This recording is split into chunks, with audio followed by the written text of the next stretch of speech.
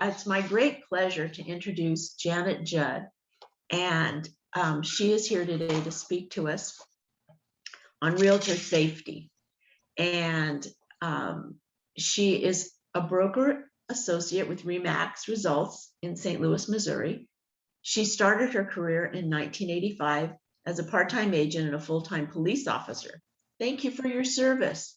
Thank you. First female elected class president at the St. Louis Police Academy. First female to work on patrol with 55 men in the city of Clayton. Daytime population of 300,000 plus and nighttime population of 25,000. After 5 years with the department, she married a police officer and went into real estate full time. Janet has several designations from the National Associations of Realtors, CIPS, only 4,400 in the world, CRS, GRI, ABR, RES, RENE, AHWD, and C2EX. She currently is serving as president of the Missouri Realtors. She's the 2015 president of St. Louis Association of Realtors, 7,000 members, will be the 2022 chair of the NAR Safety Advisory Council. And Janet was invited to participate in the FBI Citizen Academy in St. Louis. And this has not happened since COVID. So safety, you guys, is something that is near and dear to Janet's heart. And that's why she's here to raise our awareness. So Janet, with great pleasure, please go forward. Thank you, Michelle. Thank you, Ani, and thank you, Bob, for inviting me. I really appreciate it. I'm going to go ahead and start by sharing the screen. Let's get that going. All right, so NAR's really made a big focus on realtor safety, which I'm happy about. Our incoming president, Leslie Wooter-Smith, had us talk about that at the Leadership Summit. It's something that's going to be a major focal point this year. And so let's keep going on. Now, I've got to read this disclaimer to you because it says the stories you're about to hear during this webinar can be upsetting in nature, could trigger a negative unwanted response in certain audience members. If you've ever experienced a trauma or been a victim of an attack while on the job, we strongly encourage you to seek assistance and support from local sources. Now I'm going to show you a video that we just did this year, and it's from members that have been in situations that we don't want to be in. So I'm going to go ahead and start that now.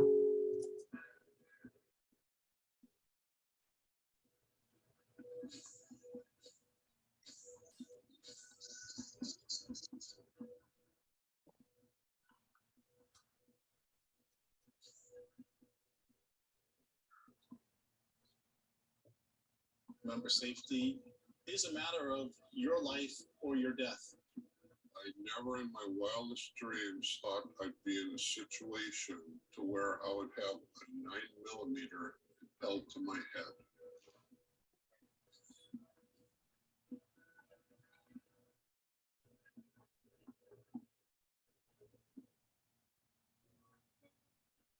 It was a day like any other when James Olson, an agent with more than 35 years experience, set out to meet a blind lead at a vacant property. Something he had done countless times before. I was actually with my wife on the way to an appointment. I had never met this person, and she was sitting on the front porch waiting for me, and I just told my wife to wait in the car. We walked through the living room, the dining room, and the kitchen.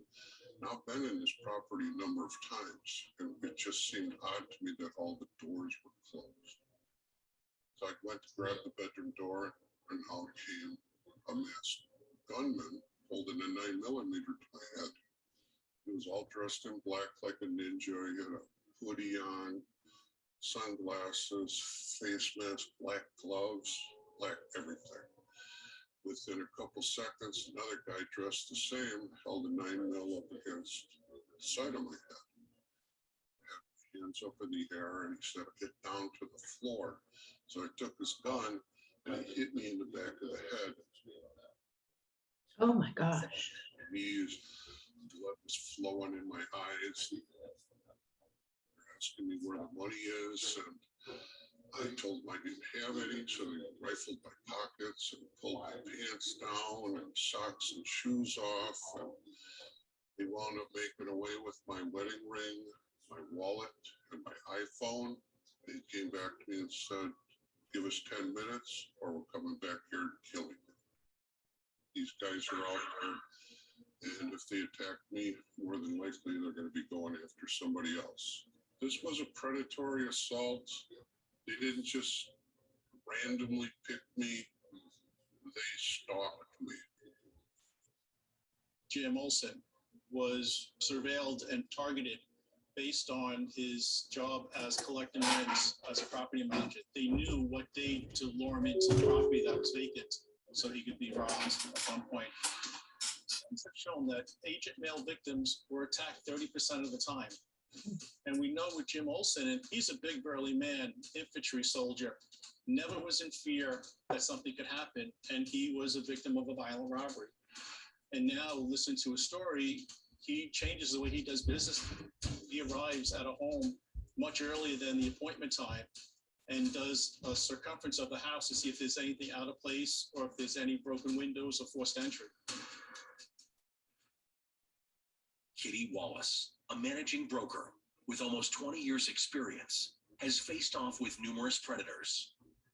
One of my most recent experiences was from a gentleman who wanted to see a home. I have a practice that I have them meet me at the office for the first time. This particular gentleman didn't want to meet me at the office, so that did put a red flag up for me.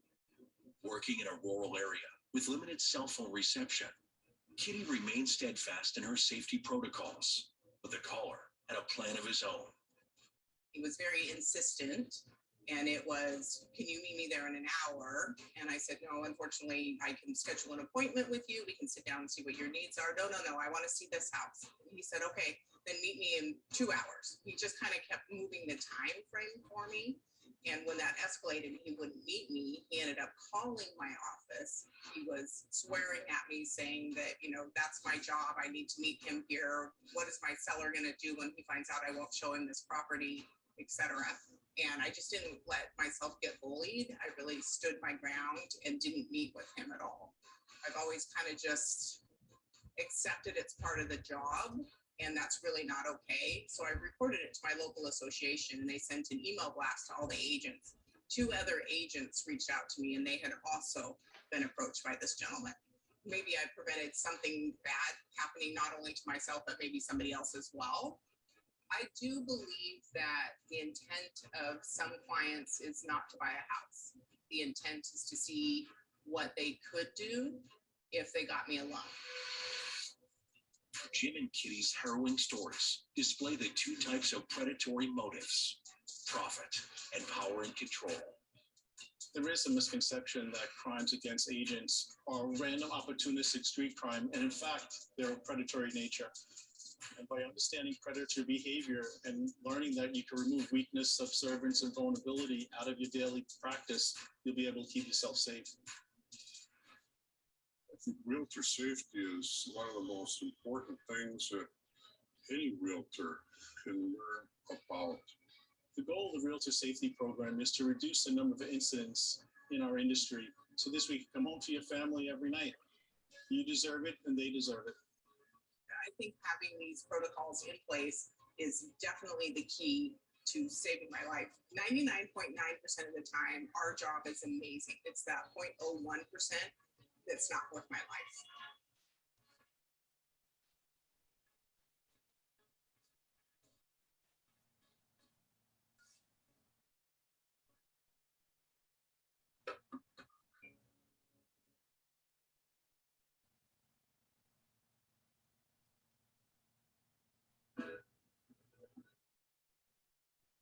I have a love-hate relationship with that video. To me, it's so good because the points that it makes are so important that it still gives me goosebumps watching it. And I hope it does affect you guys and makes you change something in how you handle your business. We just had a realtor in St. Louis in July, another man. He went into a vacant home. He said usually when he goes into a vacant home, he'll walk the exterior, see if anything's wrong, etc. But it had just rained the day before, so the yard was muddy.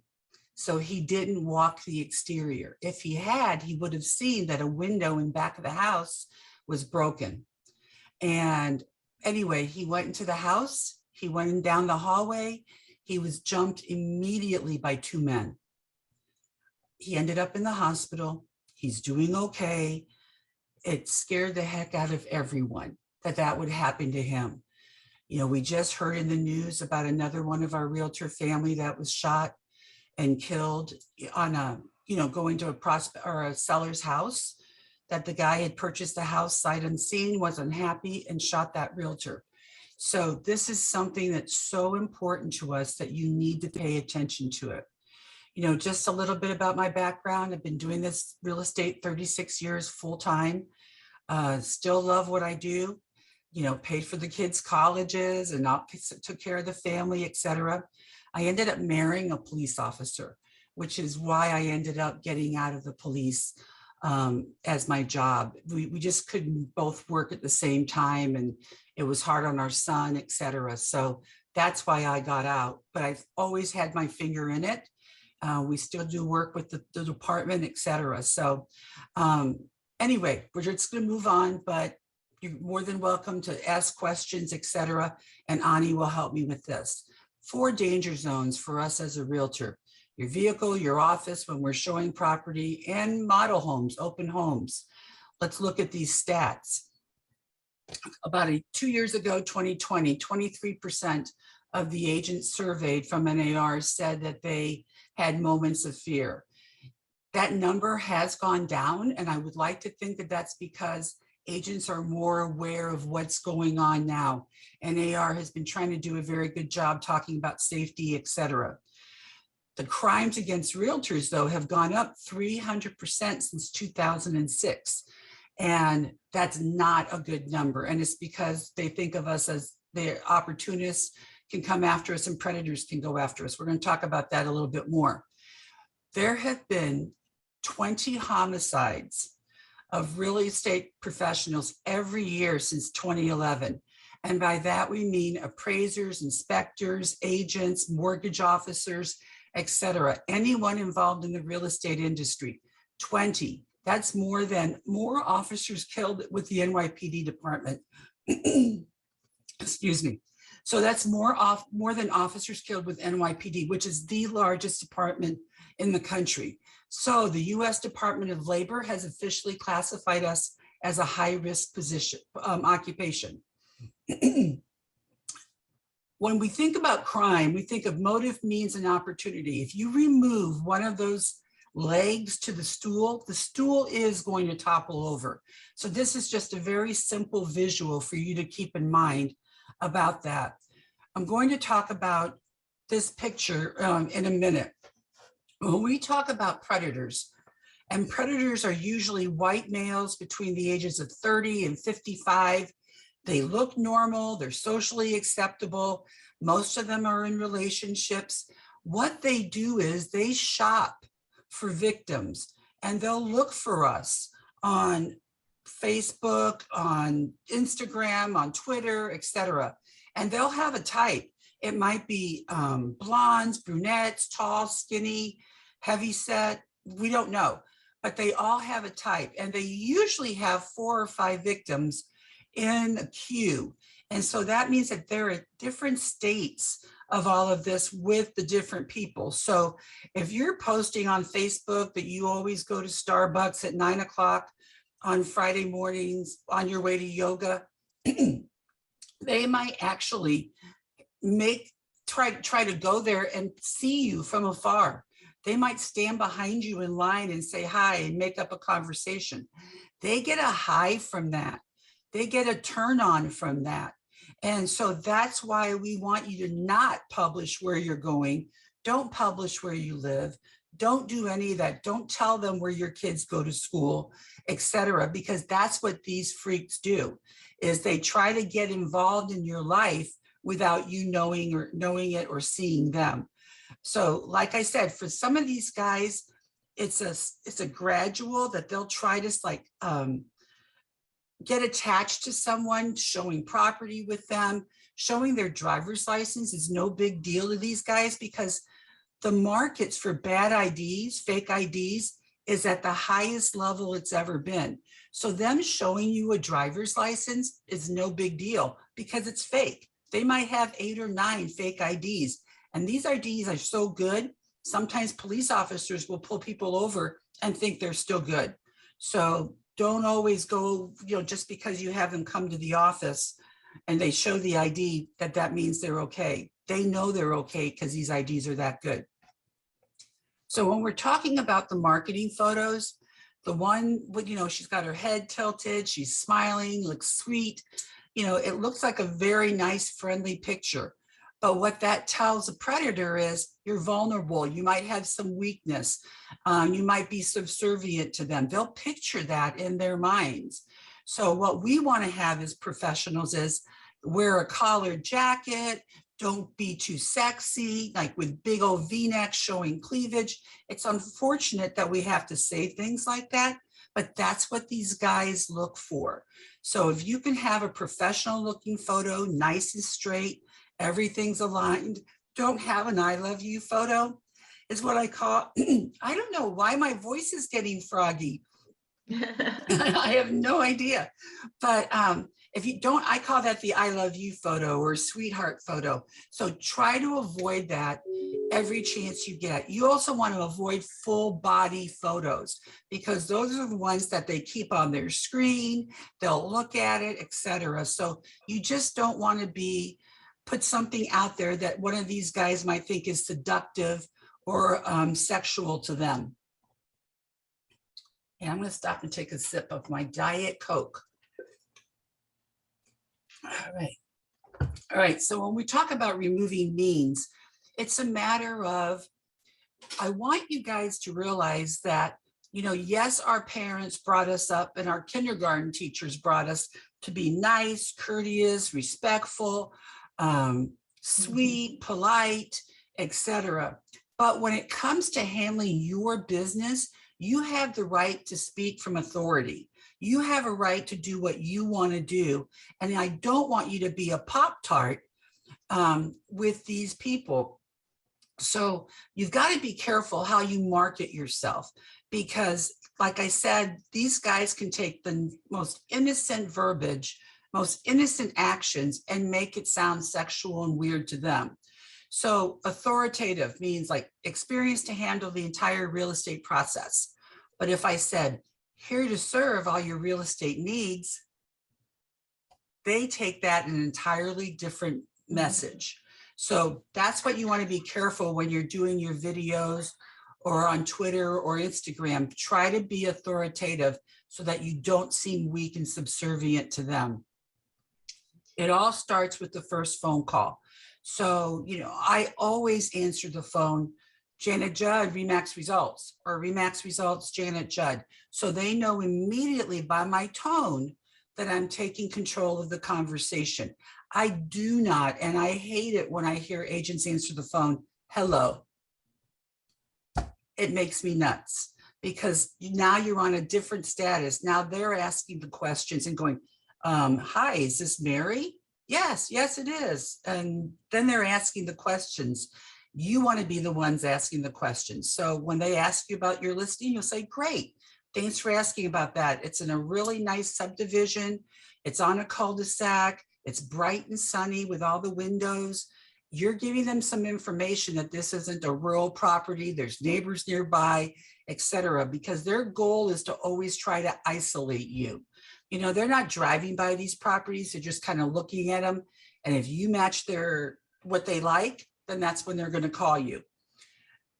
I always, and I have to say, if someone calls me and says, I'd like to see the house at 12:30, I'm probably going to change it to 1 o'clock or 1:15.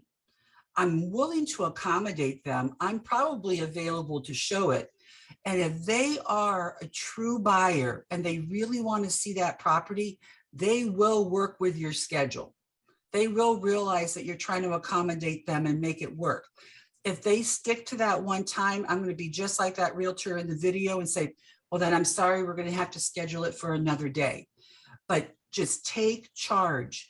And like I said, these guys might give up, they might not, but a true buyer will accommodate you because they realize that you're busy.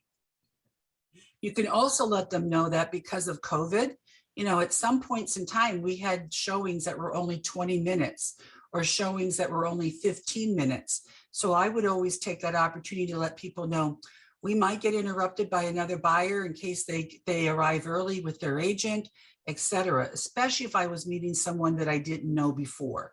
So that's why you want to let them know, hey, someone else could be coming in, the seller might be coming home, etc. But just change your verbiage so that you're more in control. Does anyone have any questions about that, or do you do that already? Okay. No, this is really good info. Thank you. Thank you, Michelle. All right, so we all have a safety tool. The best one that we have is your instincts. I call it my guardian angel. And once you let yourself start listening to it, it will make your life better. It can make your life better about people. It can make your life better about situations, etc. It saved me the other day at a stoplight that there was a truck next to me, so I couldn't see the traffic coming from the other direction. And the light turned green, and you know, I drive a 2020 black Charger with a Hemi and a 457 engine. I have a lead foot, you know, and usually I'm like tearing away from a stoplight. Something in me said, don't go. And I didn't. And a big trucker, one of those big trucks came flying through the intersection. I never would have seen it because that truck was next to me, but it was that instinct. Something said, don't go, and I listened to it. So that was something, but you need to know when your gut's talking to you. Is something, are you getting nervous? Are you getting sweaty? Is something tingling? Do you feel nauseous? Does your adrenaline escalate, etc.? That could be all signs of your instincts kicking into gear. So you need to you need to listen to them. We're talking about what's going on with your car. And I know I'm going really fast because I only have a short amount of time. So you've got to pay attention. It amazes me how clueless people are about what's around them. They have no idea how close you are to them. That's how people get their pockets picked. They get their purses stolen from shopping carts because they're not aware of what's going on around them. I'm very conscious of when people invade my inner zone. So it's something that you can create and learn too. So always park in well-lit areas. I always have a habit of, and I'm just going to use Target because it's nearby my house. So if the front door for Target is right there, I usually park in that aisle where the front door is at. That way, I don't stand there searching for my car. I know there's apps that can tell you where your car is at, etc. if you have a momentary brain fart. But for me, I just want to know, boom, I know I'm always going to park in this aisle. I park probably towards the end so that people don't hit my cute little car. And so I know I'm consistent. That's the way I am. I always make it so that I'm pulling through in a parking space so that I can get out faster. The reason I do that is because I don't want anyone to come up to my window, catch me by surprise when I'm checking my phone.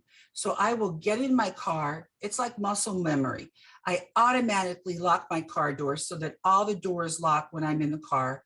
And then boom, I will move to a different parking space so that no one can come up behind me and possibly scare me or make me nervous or anything like that. Carjackings happen usually between 8 and 2 a.m. Nothing good ever happens at 2 a.m. But there are so many carjackings that happen at gasoline stations, etc. So you just want to be aware of what you're doing. I put my purse in my car. It's not on the front seat. It's in the seat, well, on the floor. is where it is. That way it's harder to get to, etc. So that's what I do. All these tips, if you ever feel like you're being followed or someone's making you uncomfortable in the car behind you, drive around the block, stop at a gas station, go to a police and fire department, do whatever you need to do if that vehicle is still behind you. If by chance you're ever attacked or robbed, etc., cooperate. You know, I look at the jewelry that I have on today. I've got my watch, my ring, my wedding ring, etc. This necklace, I've been wearing it for 36 years. You know, I would be heartbroken if I lost any of this, but it's not worth my life. So I know that I'm mentally capable of giving it up. Try to repeat, you know, numbers in your head. If there's something that you're trying to remember, you've got to say it over and over in your head so you can try to remember it. Parking lot safety. I carry a Kubotan attached to my car keys. And a Kubotan is maybe about 6 inches long. You can buy them on Amazon, Kubaton, Kubaton. And they look like the size of a pen. It's going to have like a flat edge and maybe a pointy edge.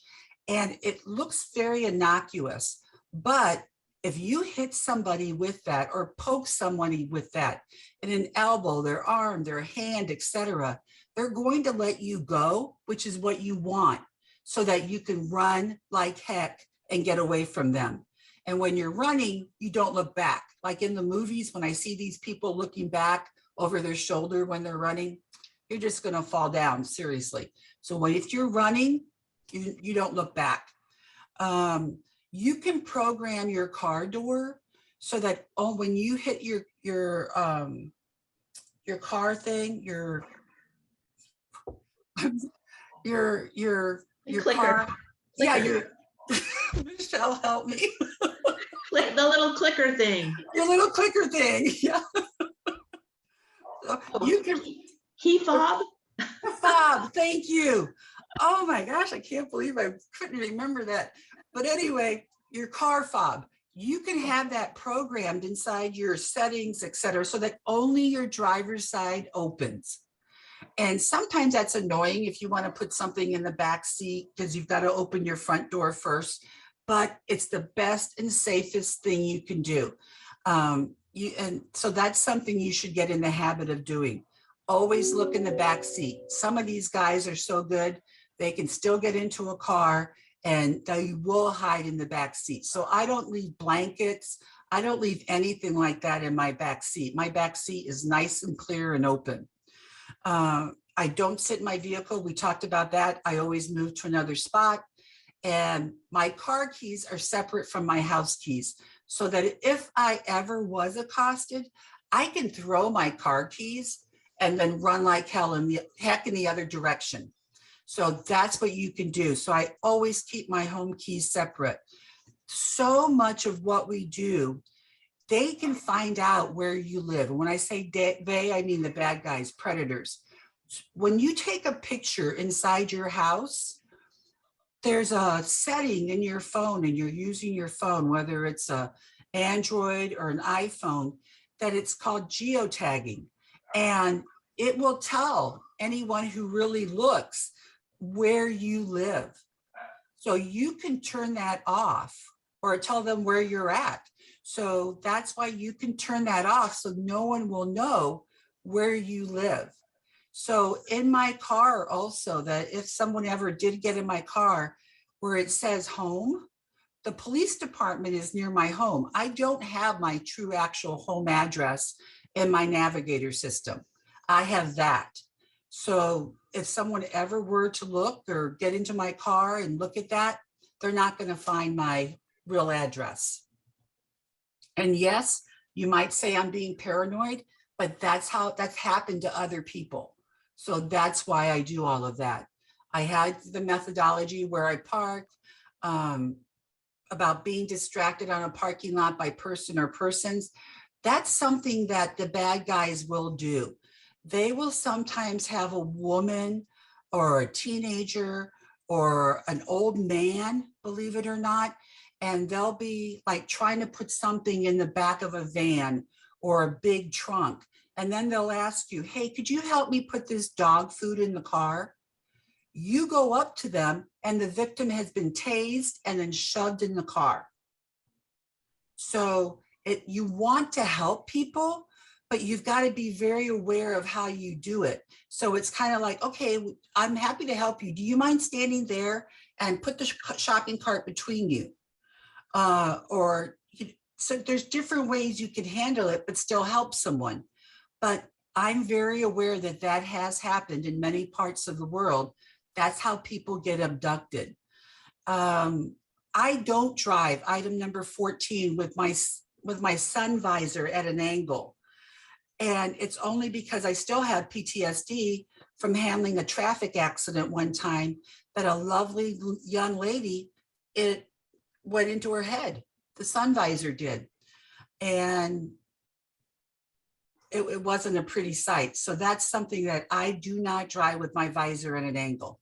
It's either up or it's completely down, one or the other.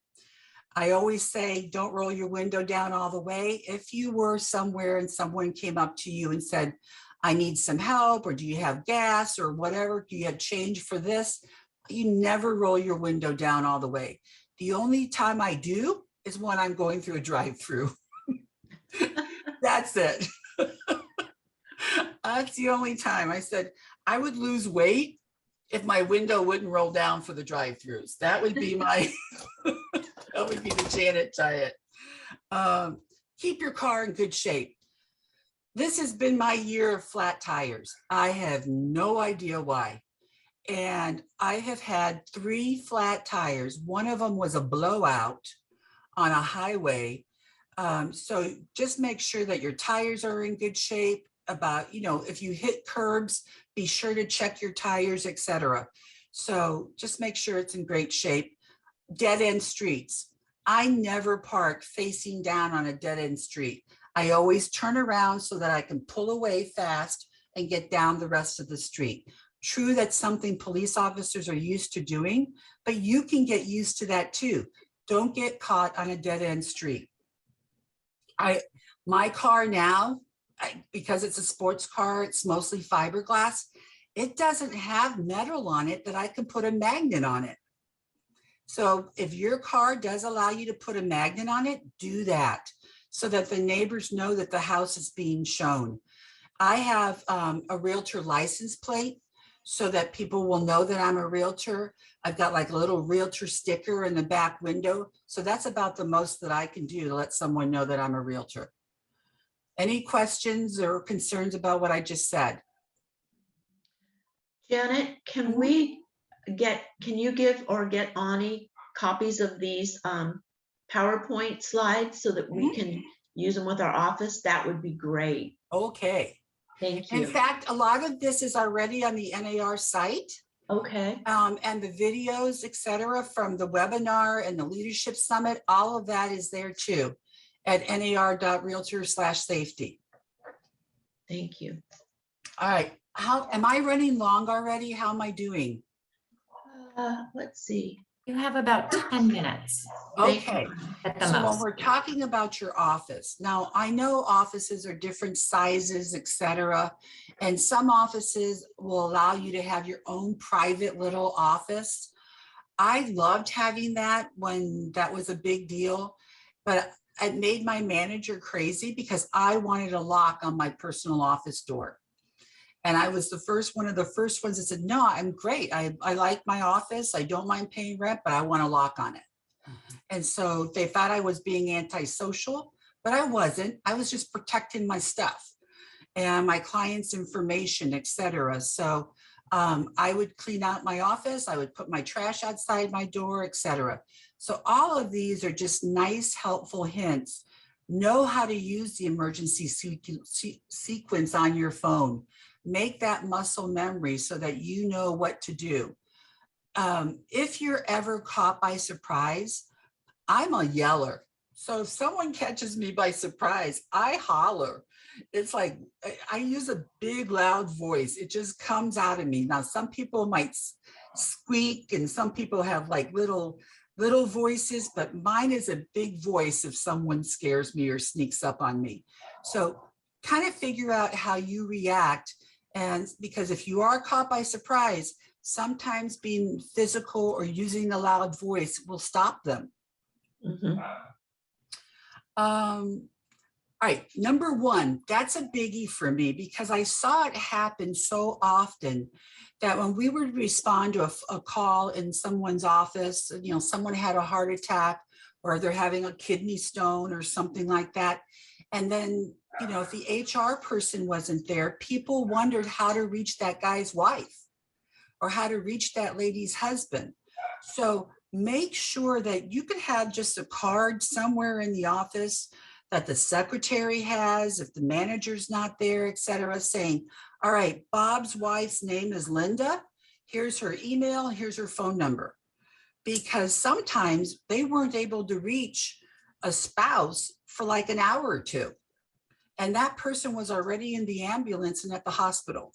So that's something I don't want to see other people go through. You know, just very cursory things saying, is the parking lot well lit at night? And if not, why not?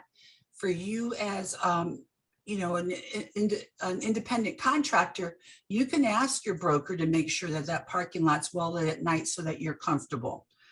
Are door codes secure? Do you have key codes? Do you have a combo box? You know, I know our business is so transitory that people come and go. Our door codes haven't changed in 6 years. So, but guess what? I'm not in charge. So, you know, I may mention that to management, but for them, it's so much of a hassle to tell our 200 agents that the door codes have changed because they're still going to remember that door, the old door code. So they've chosen to keep it the same. But do you know the people that work in your office? Do you know all the contractors that might come to work in the office, et cetera, so that if you're there late at night, you feel comfortable. There was a crew, and I want to say it was in Florida, number 9, that they were guys that were acting like the cleaners in offices. They wore uniforms, they wore the jumpsuits, they would knock on the door, and you would be there maybe 7 o'clock at night, and they would say, I'm sorry, I'm new, I don't have my key, so-and-so is going to be here, can I come in? Agents let them in, and they were robbed and assaulted. So try to get to know who the cleaning crew, who the people are like that. If you're there by yourself, you don't have to let them in, make some phone calls. Recognize the other occupants, know where your exits and stairs are. I can't stay in a hotel room unless I know where the exits are. That's just a given, you know. Alarm codes. If some offices have alarms, and so that you can learn how to deprogram them, et cetera, if your management allows that.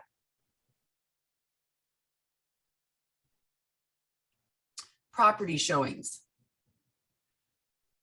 I know we're always talking about come into the office and people don't want to do that. And when I'm working with a new buyer, I try to get them to meet me at the office so that we can talk about the contract and, you know, contingencies and go through all of that with them before we actually start the home buying process. But like tomorrow, I'm meeting someone at a new listing at 10 o'clock in the morning. And what I'm going to do is we're getting calls on that listing. I'm going to be there at 10, and I'm going to tell those other people too that they can come at 10. So I'm going to have traffic there. I won't be by myself. And then boom, I'll be done probably by 11-ish because all 3 people will come and see the house at the same time. So that makes me feel comfortable.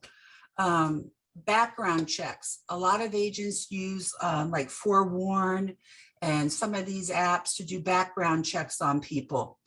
My only advice there is if you do a background check on one person, you need to do them on everyone. Otherwise, that could be considered a fair housing violation. So make sure that if you do one, do them all. My husband always knows where I'm at. He has an uncanny knack of knowing when I'm at Chico's, when I'm at Macy's. I don't know how. He's not tracking me because I checked it, but I want to make sure. But anyway, make sure someone knows where you're at. So my husband always knows where I'm at. I know in some parts of the country, showing properties after dark is very common. You know, we're coming into winter here in Missouri. It's getting dark earlier. I don't show, my policy is I don't show properties after dark. And part of it is that's when people have more injuries. That's when we've had people fall down on cracks in the sidewalk, break a wrist, sued the seller sued the agent, saying, you didn't tell us, and the agent and the company saying, you didn't tell me that I could be liable for people falling down on my sidewalk in the dark because it wasn't well lit. So I just don't do that. And when you're showing in the dark, you're going to have to show it to them again during the daylight hours, because in the dark, you can't see the neighbor's crappy yard. You can't see that ugly swing set. You can't see all that stuff. So save yourself time, explain it to them and say one showing, one and done. Most people don't drive clients around in the car anymore. I have business insurance, so I could drive clients in my car, but you might want to check with your insurance company, because you'd be surprised. More agents than not are not covered if they have clients in their car. Don't park in the driveway. And that's just simply so that your car doesn't get blocked in. So I'm always parked on the street in a comfortable spot so that I can see the house. I can see when the buyers pull up, etc. Like I said, I always carry my, I don't know if you can see this. I don't want to stop sharing. But the phone case, I have an iPhone, and the case that I use is by a company called Bandolier, Bandolier. They're not cheap, but they have like a little wallet in there, so I can put my credit cards in. So I can put my credit cards, my driver's license, my gas cards, and all of that. They come with a long strap on them, so you could wear it, across your chest. I have the short little strap on it, so I carry it like a little purse. But I put my key fob, Michelle, I got it. I remembered it this time. I put my key fob. I just attach it right here. So when I'm getting in and out, boom, this is all I need. So this is what I have. And then when I do carry my Kubotan, that's usually attached to my pants or in my pocket. So for me, when I'm working with people, when I go to the front door to do the super box, I'll tell my clients, look at the garage door, look at the side of the house, check out the backyard real fast, etc. I don't like anyone standing behind me when I'm opening the front door. That's a time when you're very vulnerable. If a bad guy was behind you, he could throw your head, throw your body down, throw your head against the door, incapacitate you, etc. So, and there you are, you've opened the lockbox, he has the key, they can take you inside the house. And that's happened. So that's something that I don't like anyone behind me. So avoiding places that can be traps, we're talking walk-in closets, basements, etc. We talked about this, don't resist. You might want to stall for time. On TV, that always seems to work. In real life, that can agitate someone. So you just got to trust your voice. Sometimes being assertive will help stop them. They might back down and say, you misinterpreted it. If you decide to run or respond physically, your first priority is to escape. And that's what I said. It's about hitting them, kicking them, trying to get away, and don't look back. That's all it is just to get away. What if things go sideways? Never apologize. You're not going to say, oh, I'm sorry. If you're inside a house, I need to take this phone call. Say, I've got a phone call I need to take. I'll be outside on the front porch. No apologies. You have nothing to apologize for. Always be deliberate. They talk about a way of taking control is when you're meeting someone new, you're standing on the step of the front porch and you're introducing yourself to them so that you're a little bit higher. It's a PowerPoint. It's a power play. I'm already 5'7". I only weigh 130 pounds. you know, so that's my joke. Anyway, because that's not, I haven't weighed that since like 5th grade. But anyway, so I'm a tall girl.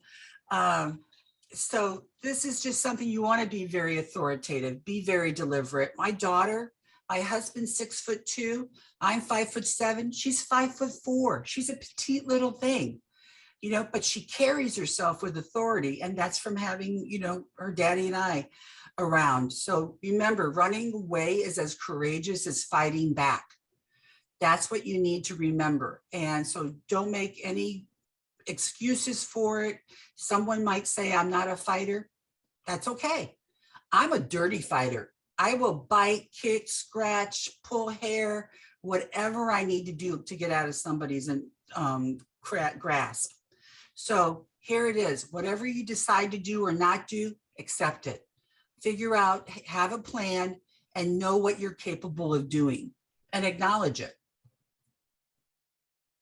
If you happen to come across drugs in a property, make sure no one touches it or takes it. Simple. Get out of there as fast as you can and report your findings to the listing agent, and call the police and let them know. Depends on where you're at. Some states that might be legal, might not be. It might not be for others. I went into a house one time, cocaine all over. I don't know why the owner left it out, but it wasn't my problem. Called the listing agent and called the cops, and they took care of that later on. If you're in a rural area or a commercial area, sometimes you don't have good signals. You know, do yourself a favor and try to realize that you're not going to have good cell phone reception. If that's going to happen, maybe take someone else with you. And that may not always work. Remember in that video, he had his wife in the car. You know, so you may want to take someone with you if you're going through a commercial property. I've heard so many stories about women showing commercial properties. They're with 4, 5, 6 guys. It wasn't until later when they realized that, oh my gosh, I shouldn't have done that. Lack of electricity, not a good thing. So I always carry, let me get it right here. This is a flashlight. I used to carry my baton, but this looks like this is a flashlight, and it's by a company called Living Sure.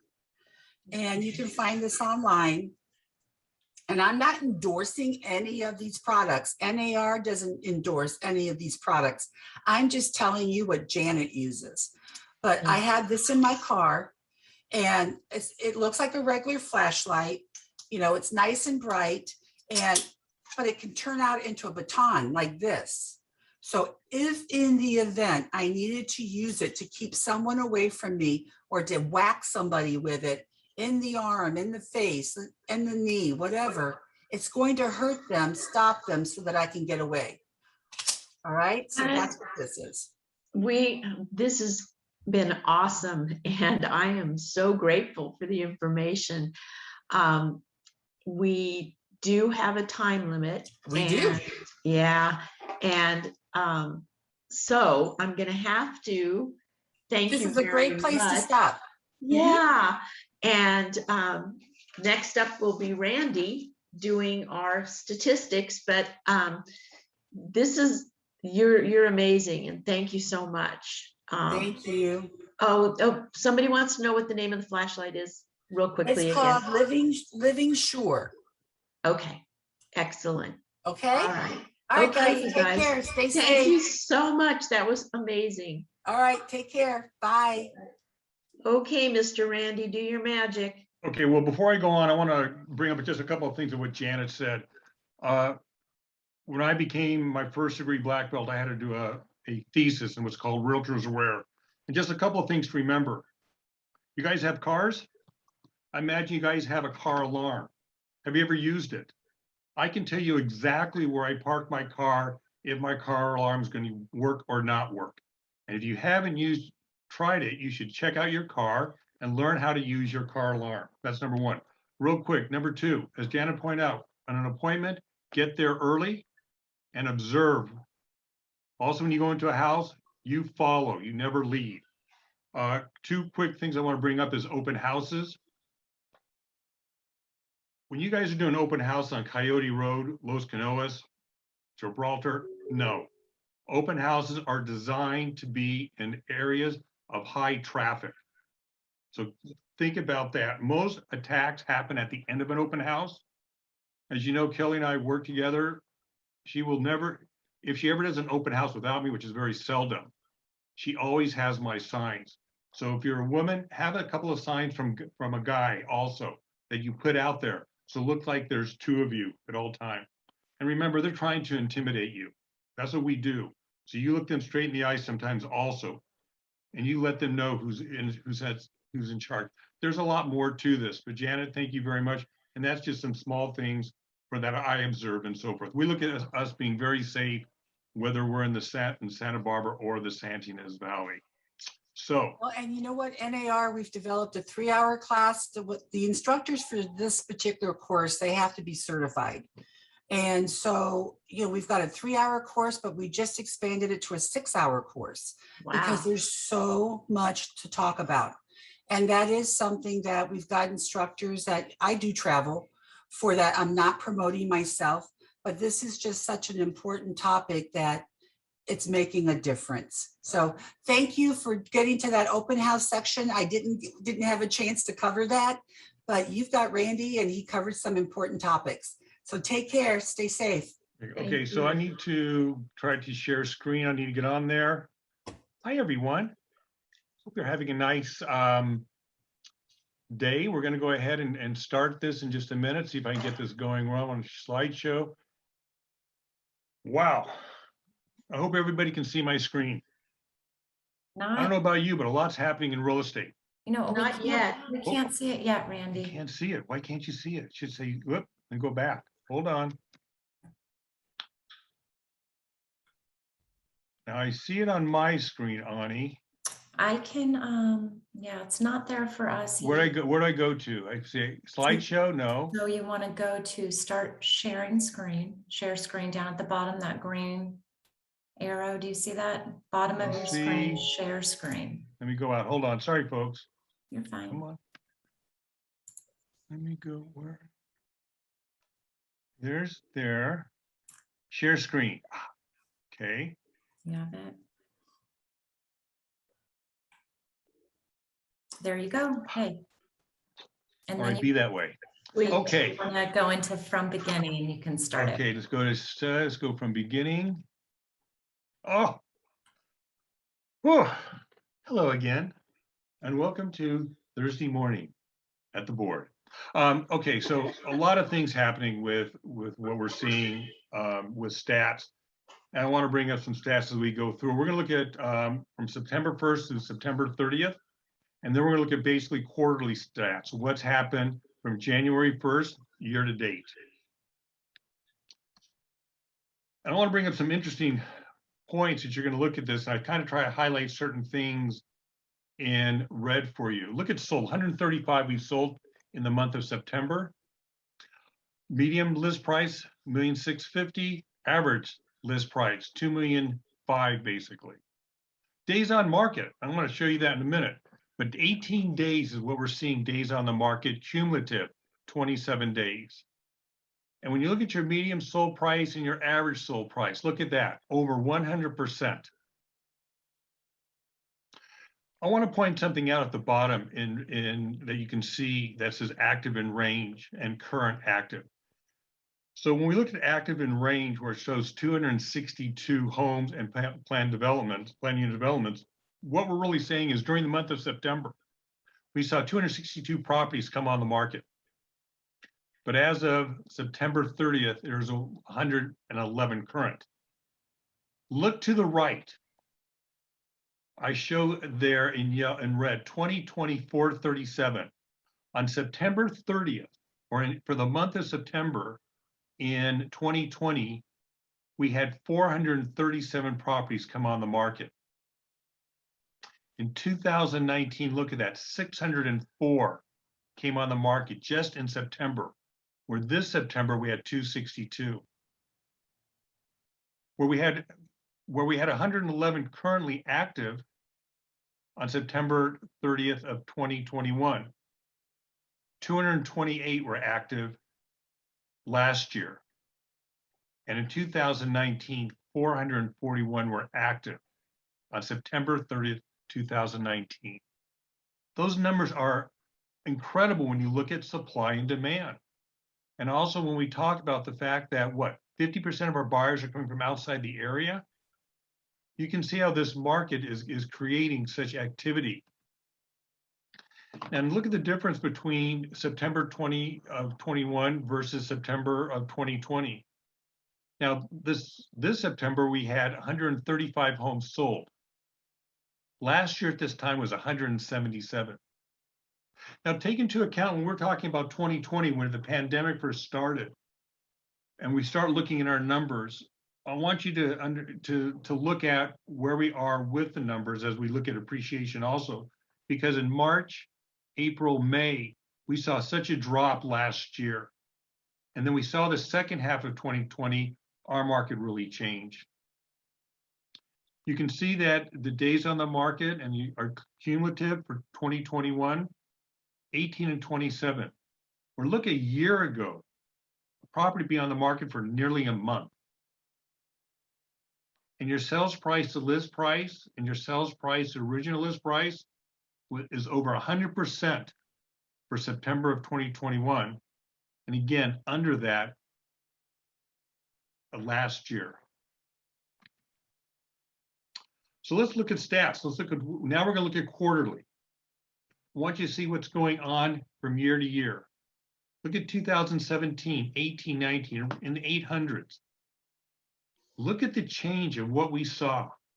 From even last year, where we thought it was just so quick, how many homes are sold.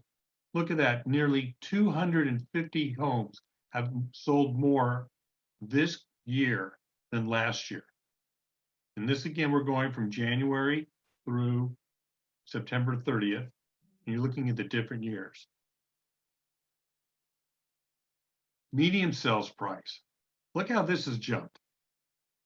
We've jumped, if you look from 2017 through 2018, we're pretty stable in a sense, not too much of a change. Last year, 1,490,000. This year, 1 million, basically almost 1.9 million is what our median sales price is.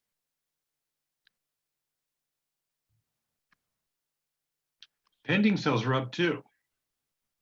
We are seeing the homes. There are still homes coming on the market. But as you can see from what we just showed you beforehand, we've gone from basically about a 18 to 20 days on market now, where last year was close to 60. A lot of activity. Active listings, again, that's the only place where we're going to see it's very constant. About the same number of homes are coming on the market this year as last year, where the year previously we were about 100 more, as you can see from that. I want to wait. Medium list price.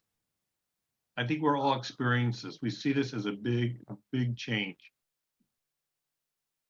We've got up nearly 330,000 medium list price this year versus last year. And last year, you can see where we went up almost 175,000 medium list price. Our market is active. Yes, we see maybe a few weeks here and there. This year has been slow, but on a whole, it's a very active market. So let's look at last year versus just this year. We see that our active listings, very stable. The same amount of homes are coming on the market this year than last year. New listings are down. This is the only, in all of last year, we saw almost every category go up. Listings are down, not much though. I mean, less than 2%. So we are still seeing the activity. They're just selling faster. Median prices are up 21%. I just want you to know, just to give you an idea, I did the quarterly review at the end of last year comparing 2019 to 2020. The median list price from 2019 to 2020 went up 19%. So far, we've gone up close to 22%.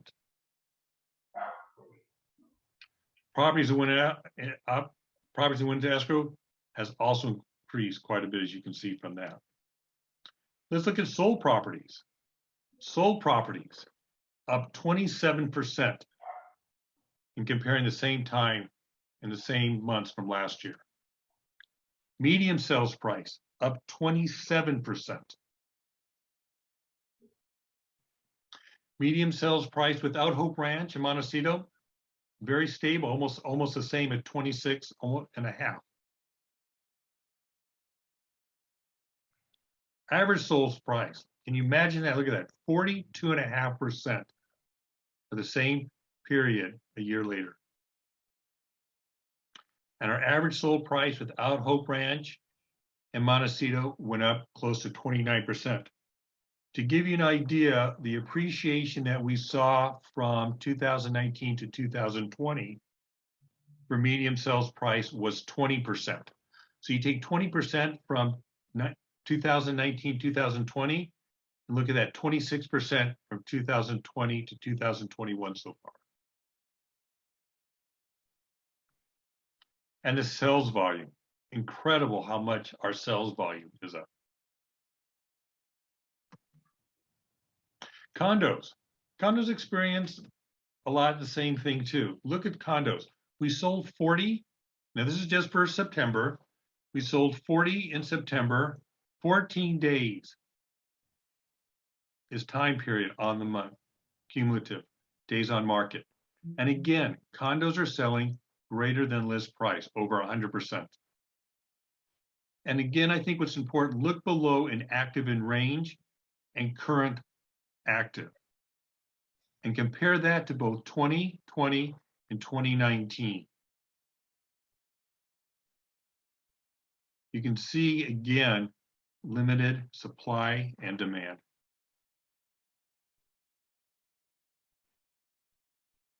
When we compared September 21 versus September 2020, again, just like in residential listings, more condos sold last year than this year. But you can see that the values and the medium and the average has gone up. 14 days, average days on market versus last year, 54 days. Sales price, list price, over 100% this year. Last year, just under. Condos are also a very active market. And again, when you looked at the numbers of what we had a few years ago versus what we have now on the market. Condo sales, big jump this year in the first 9 months. You can see how stable 2017 through 2020 was. Everything from 318 up to 346. But look at this. So far, the first 9 months, 421 condos have already sold. Medium sales price continues to go up. From last year at 712 to 819, over $100,000 is our medium sales price has increased.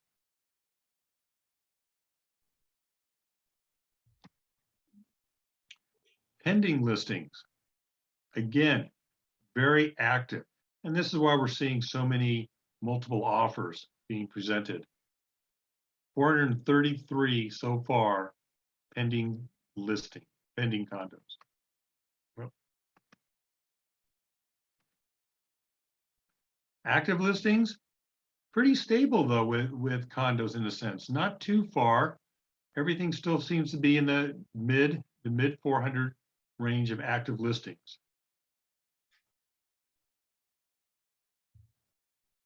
Condo medium list price, again, as you can see, it's gone up since last year.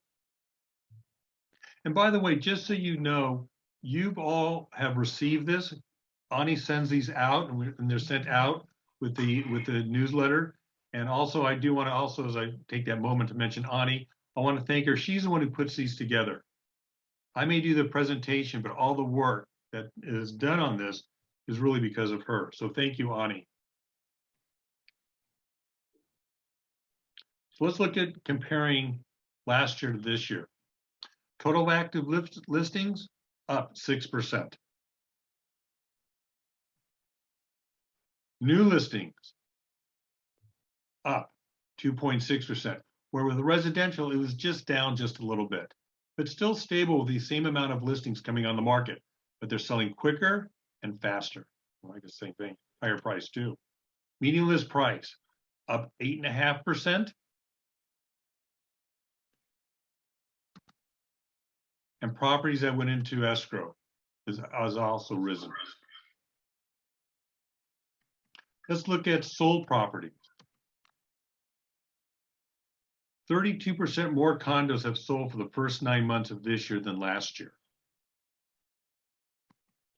Median sales price up 15%.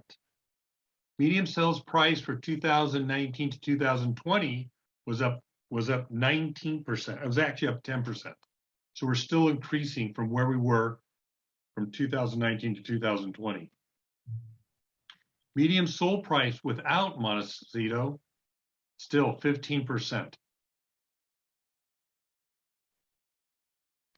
Average sold price up nearly 9% from last year.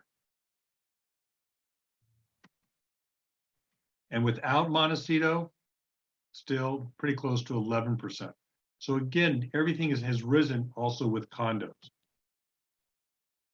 And your sales volume, again, look at the increase in the amount of sales volume. Now let's just talk about Montecito. We're going to look at Montecito from January through September, and we're going to look at it compared to 2020. Sold property up 26%. Median sales price up 34%.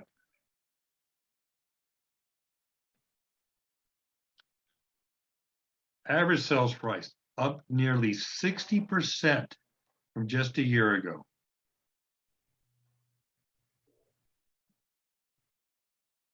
Median list price up 29%.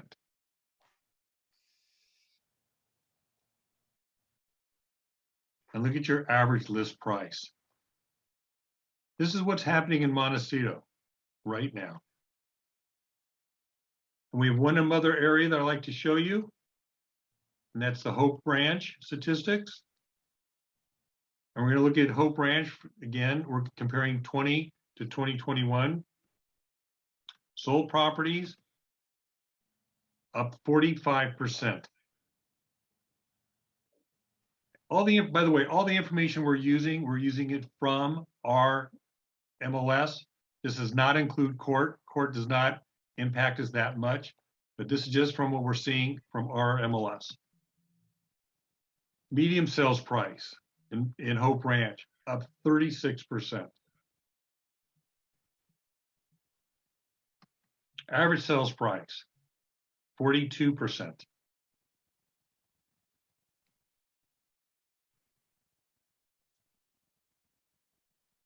Medium list price, up 32%.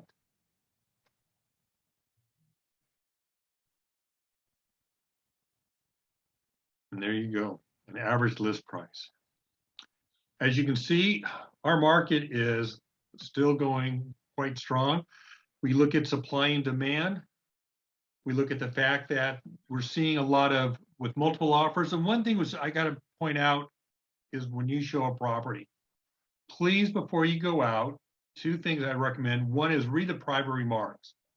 We're seeing more agents putting in there that the seller would like to, wait a week possibly to look at offers. But then there's a statement sometimes that they put in there that says, however, where it's the seller's intent to wait a week, seller has the right to look at offers. And also, before you have your clients come up, call the agent and talk to the agent. Make sure that property is for sale. And that's our statistics. I hope that is helpful to you. I appreciate you staying on and listening. Ani, I appreciate all the work you did to do this. Any questions? Please let us know.